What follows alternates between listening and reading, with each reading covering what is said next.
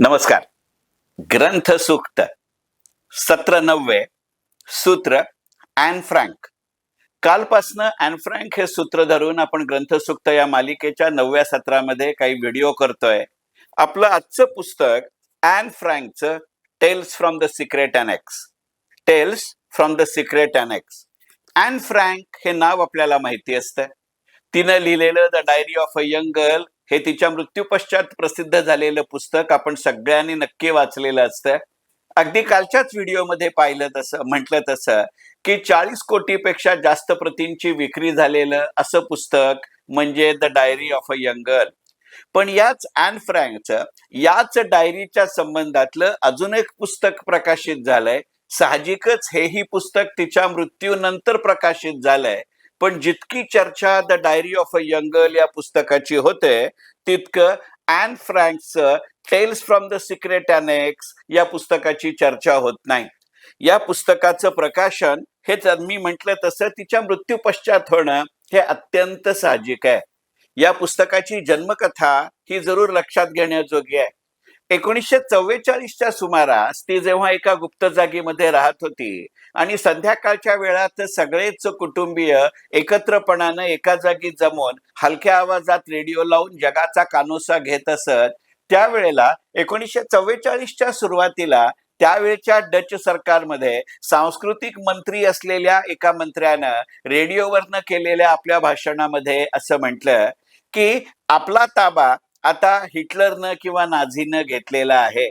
मी Dutch मधल्या किंवा Holland मधल्या किंवा ॲम्स्टरडॅम मधल्या सगळ्याच नागरिकांना असं आवाहन करतो की त्यांनी आता या नाझी राजवटीच्या काळामध्ये त्यांना येत असलेल्या अनुभवांचं हाल अपेष्टांचं शब्दांकन जरूर करून ठेवावं.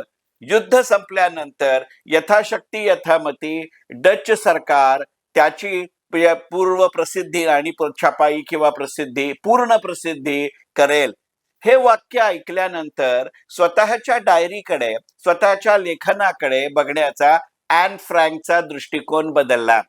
कालच्याच व्हिडिओमध्ये आपण पाहिलं तसं की 1942 सालपासनं अधनमधनं का होईना पण ॲन फ्रँक डायरी लिहित होती. डच मंत्र्याच्या या भाषणानंतर आपल्या डायरीकडे बघण्याचा ॲन फ्रँकचा दृष्टिकोन बदलला आणि त्या दृष्टिकोनातनं मूळ डायरी तशीच ठेवत पण प्रसंगी त्या डायरीतल्या काही अनुभवांचं काही नोंदींचं पुनर्शब्दांकन करण्याचं काम तिनं सुरू केलं. त्याच्या बरोबरीनं तिने एक कादंबरी ही लिहायला घेतली होती आणि त्या कादंबरीचं नाव तिने ठेवलं होतं कॅडीज लाईफ. ही कादंबरी ती पकडली जायच्या आधी पर्यायानं तिच्या मृत्यू आधी पूर्ण करू शकली नाही, त्यामुळे ती अपूर्ण कादंबरी आहे. अशा डायरी त्याचे पुनर्लिखित नोंदी लिहायला घेतलेली कादंबरी याच्या बरोबरीनं ॲन फ्रँकनं 28 लघुकथाही लिहिल्या आहेत. या 28 लघुकथांपैकी काही लघुकथा कॅड इज लाईफ या अपूर्ण कादंबरीचा काही भाग आणि या नोंदींची तिने केलेलं पुनर्लेखांकन आणि the diary of a young girl या पुस्तकातल्या काही नोंदींचं पुनर्प्रकाशन अशा स्वरूपाचं एकत्रीकरण असलेलं पुस्तक म्हणजे ॲन फ्रँकचं a tales from the secret annex हे पुस्तक. या पुस्तकाला एक वेगळाही संदर्भ आहे. 3 जून 1945ला ॲन फ्रँकचे वडील ॲम्स्टरडॅमला पोचले. त्यावेळेला त्यांच्या पत्नीचं निधन झालं हे त्यांना कळलं होतं किंवा याची त्यांना पूर्ण कल्पना होती. पण त्यांना मनोमन अशी आशा होती की त्यांच्या 2 मुली म्हणजे मार्गॉट आणि ॲना या त्यांना जिवंत भेटतील. पण 6 जुलै 1942ला जेव्हा त्यांनी सिक्रेट अनेक्स मध्ये स्थलांतर केलं आणि 4 ऑगस्ट 1944ला जेव्हा ते पकडले गेले तोपर्यंतच्या मार्गॉट आणि ॲन साहजिक त्यांना माहिती होत्या. पण त्यावेळच्या पद्धतीनुसार एकदा पकडलं गेल्यानंतर ज्यू पुरुषांची रवानगी वेगळ्या छळछावण्यात आणि ज्यू स्त्रिया आणि मुलींची रवानगी वेगळ्या छळछावण्यात अशी केली गेली आणि त्यामुळे आपल्या मुलींविषयी त्यांना काहीही कल्पना नव्हती. दुर्दैवानं 3 सप्टेंबर 1944ला जी शेवटची कैद्यांची तुकडी रवाना करण्यामध्ये नाझी राजवटीला यश मिळालं त्याच्यामध्ये वेगळ्या छावणीत ओटो फ्रँक म्हणजे ॲनचे वडील आणि दुसऱ्या छावणीत मार्गाट फ्रँक ॲन फ्रँक आणि तिची आई यांची रवानगी झाली. ऑगस्ट 1945ला म्हणजे जून 1945 मध्ये या छळछावणीतनं सुटका होत ओटो फ्रँक आम्स्टरडॅमला आले. पुढचे 2 महिने ते आशेवरती होते की की त्यांना त्यांच्या 2 मुली जिवंत भेटतील. परंतु ऑगस्ट 1945 मध्ये त्यांच्या हाती एक पत्र पडलं आणि त्या पत्रानुसार त्यांना कळलं की आता त्या छळछावणीमध्ये मॅरगॉटचा आधी मृत्यू झालाय आणि नंतर वयाची 16 वर्ष पूर्ण व्हायच्या आधीच ॲन फ्रँकचे हालअपेष्टा, भूकबळी आणि प्रचंड थंडी यांनी अकाली निधन झालंय.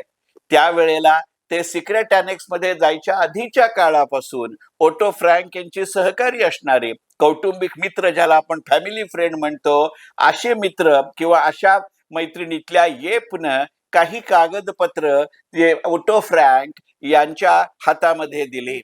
ती ओटो फ्रँकच्या हातात मिळालेली कागदपत्र आणि त्यातनं निर्माण झालेली नंतरच्या काळात प्रकाशित झालेली 2 पुस्तकं म्हणजे the diary of a young girl आणि नंतर a tales from the secret annex. ज्या वेळेला त्यांनी ही कागदपत्र ओटो फ्रँक यांच्या हातात आली त्यावेळेला ती डायरी एकसंधपणे असल्यामुळे त्याजिकच त्यांनी स्वतः वाचली. मुलीचे वडील असल्यामुळे आपण भावनाशील मनाने याचा विचार करतोय, पण याला काही वेगळं मूल्य आहे याचं भान त्यांना होतं आणि कदाचित कुतूहलानं, कदाचित कौतुकानं, कदाचित एखाद्याची प्रतिक्रिया मिळावी अशा दृष्टिकोनातनं ओटो फ्रँक यांनी ती डायरी त्यांच्या काही जवळच्या नातेवाईकांना आणि सहकार्यांना वाचायला दिली. त्यातनं हे पुस्तक आधी प्रकाशित करावं असं ओटो फ्रँक यांना वाटलं आणि म्हणून डच सरकारच्या त्या मंत्र्यानं घोषित केल्यानुसार पहिल्यांदा याची डच मध्ये आवृत्ती प्रकाशित झाली. पहिली आवृत्ती प्रकाशित होताना the diary of a young girl या पुस्तकाच्या 1500 प्रती छापल्या होत्या.